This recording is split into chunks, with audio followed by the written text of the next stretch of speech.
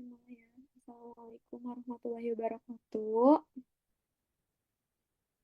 Di sini kelompok satu akan mempresentasikan tentang materi teori biologis stokastik, free radikal, dan error teori. Next.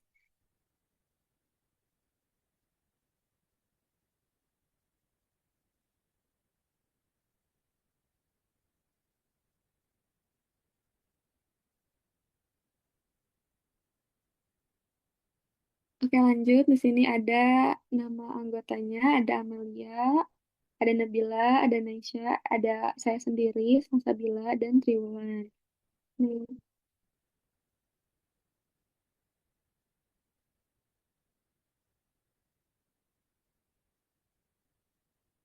Nah, di sini ada konsep radikal bebas.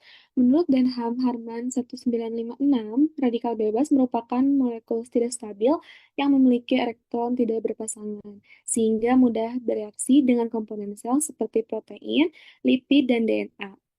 Ini dapat menyebabkan kerusakan sel secara bertahap, sehingga fungsi jaringan dan organ menurun seiring waktu, dan akhirnya menimbulkan proses penuaan serta berbagai penyakit. Eh, Sekarang ada konsep utama radikal bebas. Yang pertama, radikal bebas adalah molekul tidak stabil yang memiliki elektron tidak berpasangan pada orbit terluarnya.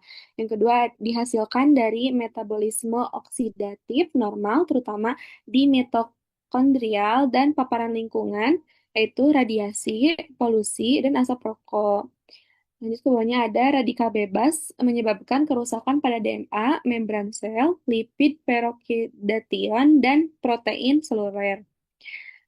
Lanjut ada akumulasi kerusakan oksidatif menyebabkan penurunan fungsi sel dan jaringan atau penuaan. Ada juga tubuh memiliki sistem pertahanan antioksida, SOD, proeksidas.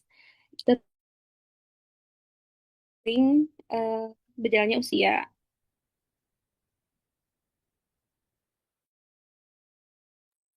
Nah, baik. Selanjutnya di sini ada mekanisme kerusakan oksidatif. Nah, ini tuh kerusakan oksidatif itu ialah proses ketika radikal bebas itu merusak jaringan-jaringan dan sel-sel tubuh gitu. Lalu radikal bebas juga adalah molekul yang tidak stabil yang terbentuk dari proses metabolisme tubuh sehari-hari atau dari faktor lingkungan seperti polusi, asap rokok, dan juga radiasi. Pada kondisi normal di tubuh itu memiliki antioksidan yang berfungsi sebagai penetralisir radikal bebas. Namun, pada lansia, kemampuan tubuh juga untuk melawan radikal bebas ini mulai menurun seiring bertambahnya usia. Lalu juga sehingga jumlah radikal bebas menjadi lebih banyak dan kondisi ini disebut oxidative stress. Boleh di next.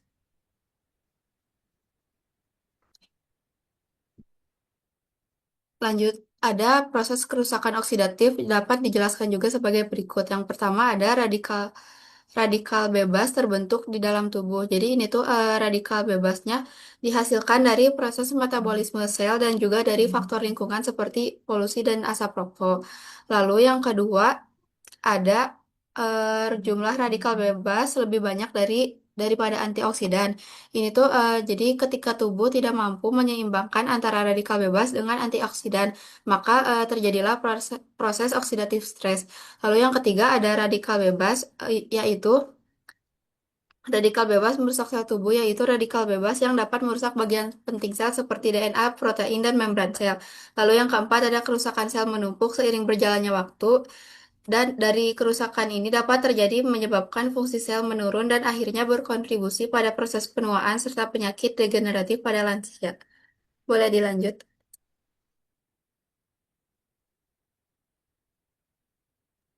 Oke, selanjutnya ada error Castropi. Error Castropi yang dikemukakan oleh Resti Orgel pada tahun 1963 sering disebut sebagai Orger error. Castropi Theory of Again adalah salah satu teori biologis penuaan yang berbasis pada kerusakan molekuler. Teori ini berfokus pada bagaimana kesalahan dan sistensi protein menumpuk seiring berjalannya waktu, menyebabkan kerusakan seluler yang semakin parah sehingga mencapai titik bencana atau kastropi yang mematikan sel. Boleh dilanjut? Lalu ada konsep utama error teori atau teori kesalahan. Yang pertama ada kesalahan terjadi dalam proses transkripsi dan translasi DNA. Kemudian menjadi protein yang dihasilkan tidak sempurna atau error transtropi.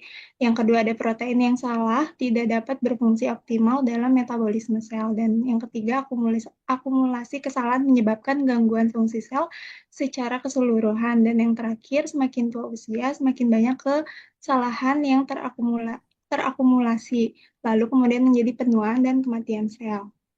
Di situ ada contohnya, boleh dilihat di poster yang terlampir, belum di slide sebelumnya, mohon maaf. Oke, di situ ada poster contohnya. Di dalam gambar itu menjelaskan teori kesalahan dengan perumpamaan pabrik mainan. DNA diibaratkan sebagai buku petunjuk pembuatan. Jika petunjuk dan proses berjalan dengan baik, maka hasilnya akan menjadi sempurna. Tetapi jika terjadi kesalahan atau kerusakan dalam proses pembuatan, hasilnya menjadi cacat. Begitu juga pada tubuh, kesalahan yang terjadi pada sel atau DNA akan menumpuk seiring waktu dan menyebabkan sel tidak berfungsi dengan normal. Boleh di next. Oke, di dalam 3 artikel yang diterbitkan oleh Dr. Leslie R. Orgel menjelaskan bahwa pemeliharaan integritas struktur DNA sangat penting untuk keberlangsungan hidup sel dan pewarisan informasi genetik yang akurat ke sel anak. Perubahan atau penurunan fidelitas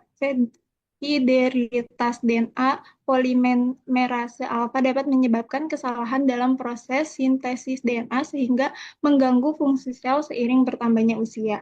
Teori yang dikemukakan oleh Orgel tahun 1963 dan 1973 menyatakan bahwa penuaan sel terjadi akibat akumulasi enzim yang mengandung kesalahan karena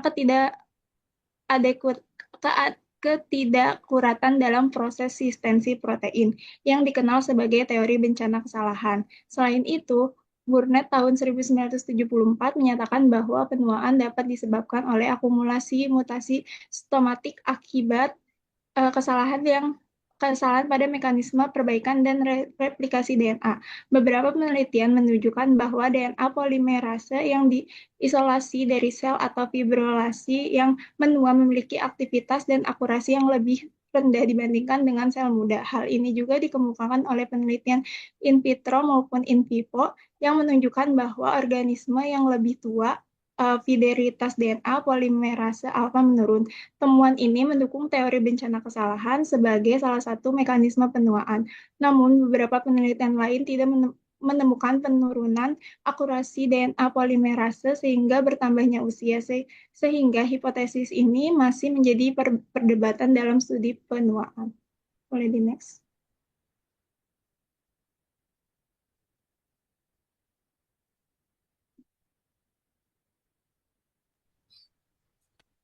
Oke, selanjutnya ada bukti ilmiah gitu. Di sini aku ngambilnya dari beberapa penelitian atau eksperimen gitu ya. Yang pertama, untuk yang teori radikal bebas itu oleh Untari, Kairunisa, Andre Sani, dan Alifa tahun 2025 itu menyebutkan dan menunjukkan bahwa paparan H2O2 itu sebagai simulasi radikal bebas pada sel epitel manusia, menyebabkan peningkatan signifikan kerusakan DNA yang diukur dengan biomarker 8-OHDG, di mana enzim repair OGG1 masih mampu bekerja pada dosis rendah tetapi mengalami overload pada dosis tinggi. Ini tuh mendukung konsep akumulasi kerusakan oksidatif seiring usia.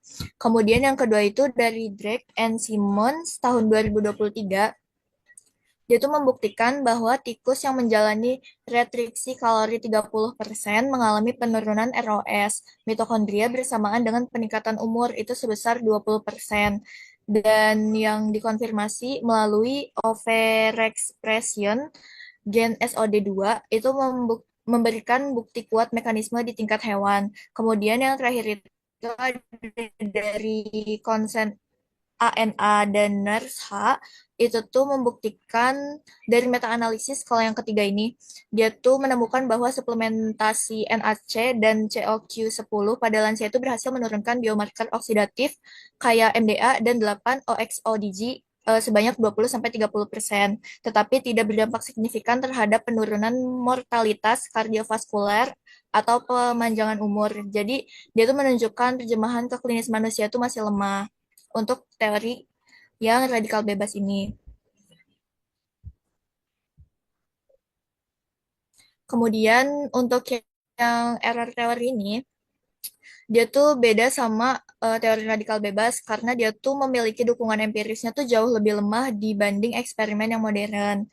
Yang pertama itu dari Holland et al. 2017, dia tuh menunjukkan sel yang menua itu mengalami peningkatan kesalahan translasi protein. Kemudian yang kedua itu ada dari Hoppes tahun 2002, itu terjadi penumpukan protein abnormal atau misfolded protein yang berhubungan dengan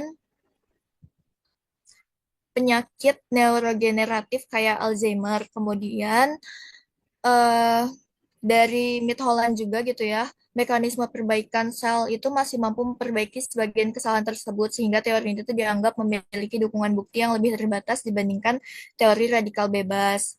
Nah, berdasarkan dua bukti ilmiah itu dapat disimpulkan gitu ya, kalau misalkan teori radikal bebas itu memiliki dukungan bukti, ya eksperimennya tuh cukup kuat, terutama pada penelitian lab dan juga hewan. Kalau misalkan yang error teori ini, dia tuh memiliki buktinya tuh lebih terbatas dan sebagian penelitian modern tuh nggak sepenuhnya mendukung teori tersebut. Tetapi teori ini tuh yang error teori itu masih bisa dipakai untuk memahami mekanisme biologis proses penuaan.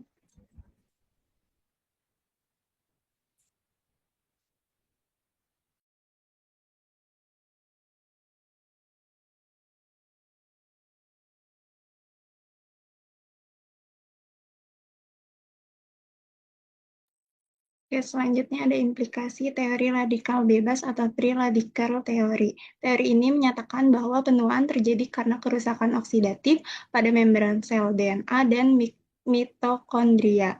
Yang pertama tuh ada edukasi nutrisi antioksidan, itu mendorong asupan makanan tinggi polifenol, vitamin C, E, dan beta karoten. Yang kedua ada rationale antioksidan, menetralisir radikal bebas sebelum merusak molekul biologi sel. Yang kedua ada manajemen paparan lingkungan. Yang pertama itu ada edukasi untuk menghindari polusi udara, asap rokok bagi perokok pasif, dan radiasi UV berlebihan. Terus yang kedua ada rationale faktor eksternal. Ini adalah pemicu utama pembentukan radikal bebas eksogen. Boleh di next.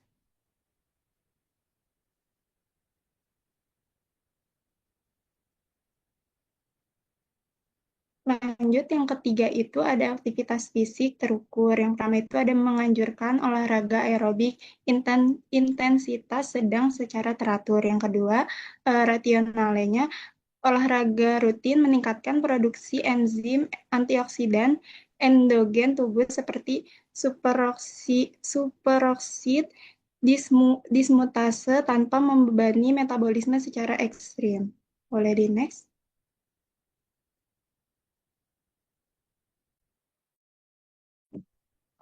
Oke, dilanjut. Selanjutnya ada implikasi teori kesalahan error katastrof teori. Dan teori ini berfokus pada akumulasi kesalahan sintesis protein yang menyebabkan kegagalan fungsi organ seiring waktu. Yang pertama ada screening kanker dan penyakit degeneratif. Nah, yang pertama melakukan deteksi dini secara proaktif, pemeriksaan payudara, prostat, dan fungsi kognitif. Yang kedua ada rasionalnya, kesalahan dalam replikasi DNA meningkatkan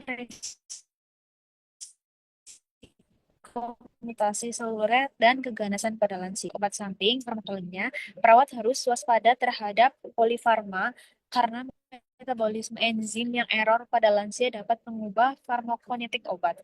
Kedua, rasionalnya protein transporter dan enzim metabolisme yang tidak sempurna memicu resiko toksitas obat yang lebih tinggi.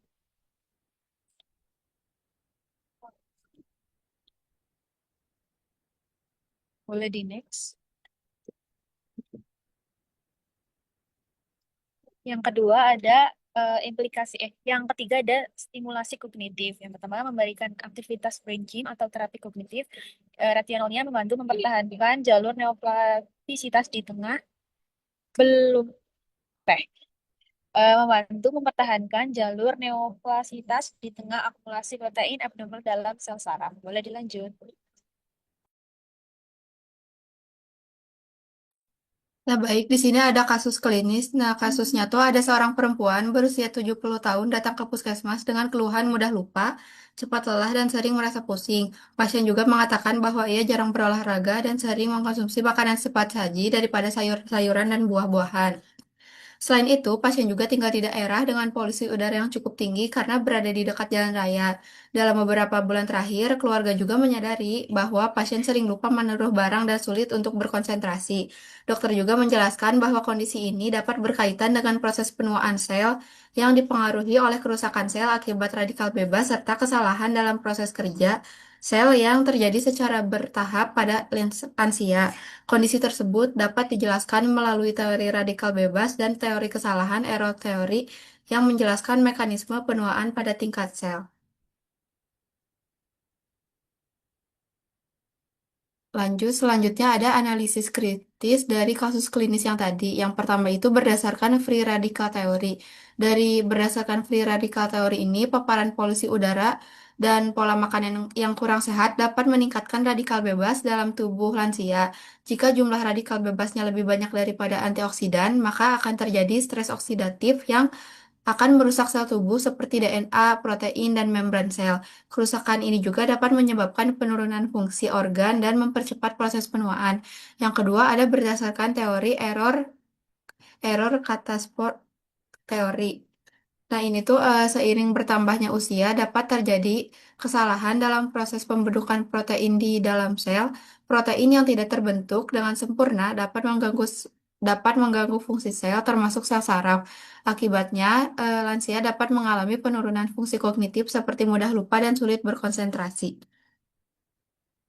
Boleh di next.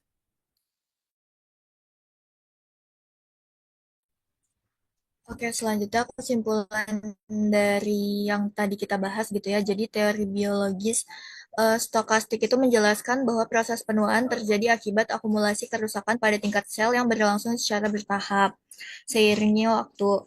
Dua konsep utama yang dibahas adalah teori radikal bebas dan error teori. Teori radikal bebas itu menyatakan bahwa penuaan terjadi karena kerusakan oksidatif akibat radikal bebas yang merusak DNA, protein, dan membran sel, terutama ketika kemampuan oksidan tubuh menurun pada usia lanjut. Sementara itu, error teori itu menjelaskan bahwa penuaan disebabkan oleh akumulasi kesalahan dalam proses sintesis protein yang menyebabkan gangguan fungsi sel dan jaringan. Kedua teori tersebut menunjukkan bahwa kerusakan molekuler yang terus menumpuk berperan dalam proses penuaan dan munculnya penyakit degeneratif pada lansia. Oleh karena itu, dalam praktik keperawatan gerontik itu diperlukan upaya pencegahan kayak edukasi nutrisi oksidan, terus pengelolaan paparan lingkungan, aktivitas yang teratur, terus juga screening kesehatan untuk menjaga kualitas hidup lansia.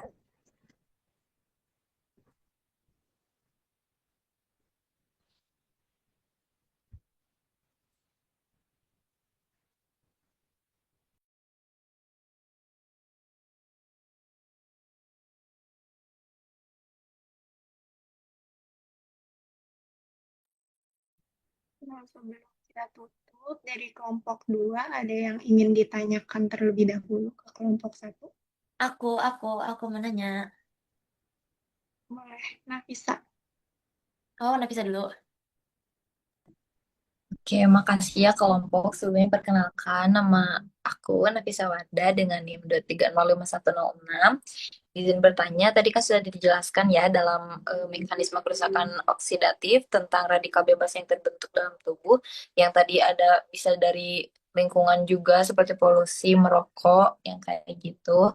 Izin bertanya, jika dalam masa mudanya lansia tersebut ini sangat terjaga, misalnya tidak merokok dan berada di lingkungan yang baik gitu, apakah hasilnya akan tetap sama gitu di masa lansia nanti dengan lansia yang di masa mudanya itu lingkungannya itu penuh polusi dan merokok. Seperti itu. Terima kasih. Oke, boleh tadi Naila. Naila Ramadhania. Oke, izin bertanya ya. Perkenalkan nama aku Naila Ramadhania dengan NIM 2304812. Aku mau nanya, apakah kesalahan dalam pembentukan RNA dan protein di error teori tadi itu bersifat reversibel atau bisa diperbaiki, ataukah akan selalu berujung pada kematian sel? Jelasin alasannya kenapa. Oke, terima kasih Lala. Boleh dilanjut ke Santa? Oke, izin bertanya. Perkenalkan nama aku Santa dengan NIM 2308936. Pertanyaannya tadi kan sudah dijelaskan mengenai teori radikal bebas. Nah, diet seperti apa yang memang harus diterapkan untuk teori radikal berdasarkan teori radikal bebas ini supaya bisa mencegah penuaan dini? Secara spesifik maksudnya dietnya seperti apa? Terima kasih. Oke, kelompok izin diskusi terlebih dahulu ya.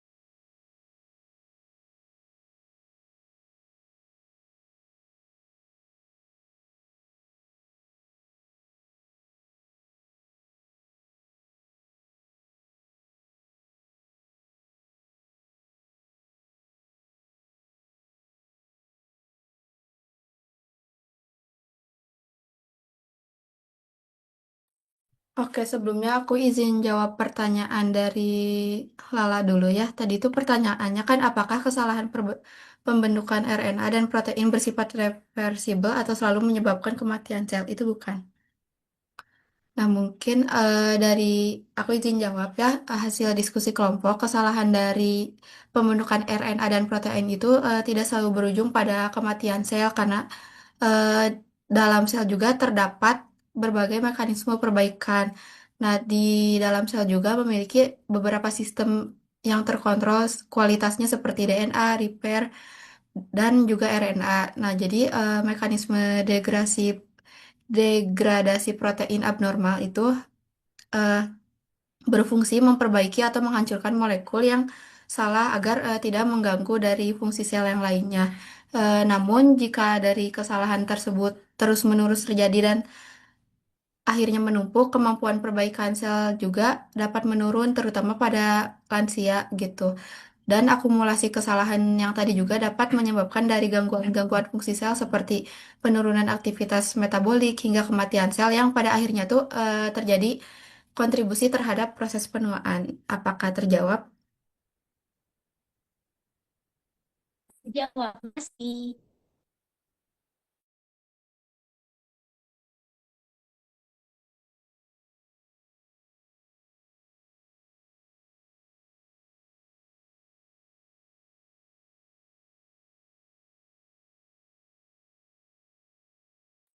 Sama aku juga izin jawab pertanyaan yang dari Santa yang yang menu- yang mengenai teori radikal bebas.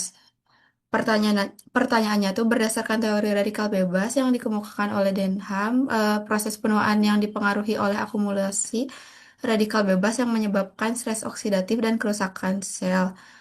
Oleh karena itu, intervensi diet apa yang tepat untuk lansia? Gitu ya pertanyaannya.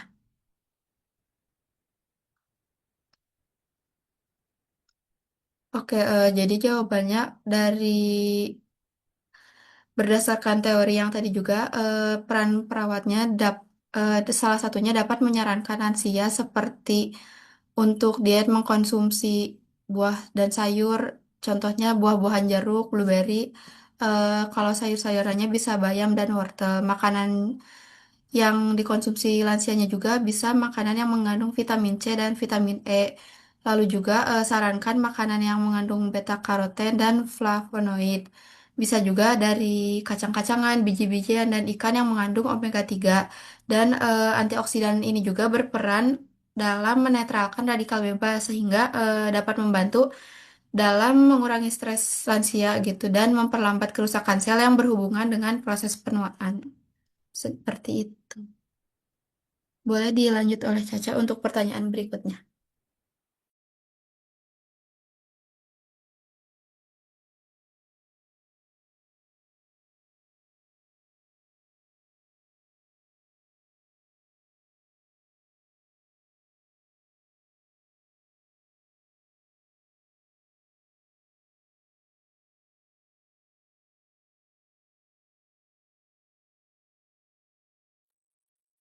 Oke, baik, aku izin jawab pertanyaan dari Nafisa.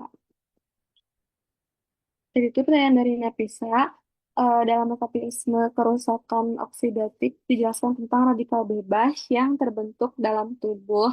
Nah, jika dalam masa muda lansia tersebut sangat terjaga dan tidak merokok dan berada di lingkungan yang baik, apakah tetap mempengaruhi kerusakan oksidatif di masa lansia nanti?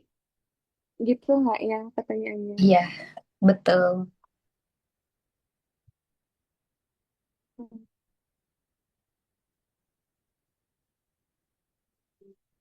Mungkin jika seorang pada masa mudanya tidak merokok dan hidupnya di lingkungan yang baik, kerusakan oksidatifnya mungkin masih tetap dapat terjadi pada lansia. Karena radikal bebas tidak hanya berasal dari faktor eksternal, tetapi eh, juga terbentuk secara alami dari proses metabolisme tubuh, terutama dari aktivitas mitokondria dalam menghasilkan energi. Nah, eh, meskipun individu yang memiliki gaya hidup sehat sejak muda biasanya akan memiliki tingkat stres oksidatif yang lebih rendah dibandingkan dengan individu yang sering terpapar faktor risiko seperti merokok, polusi, atau pola hidup yang tidak sehat. Gitu. Gimana terjawab?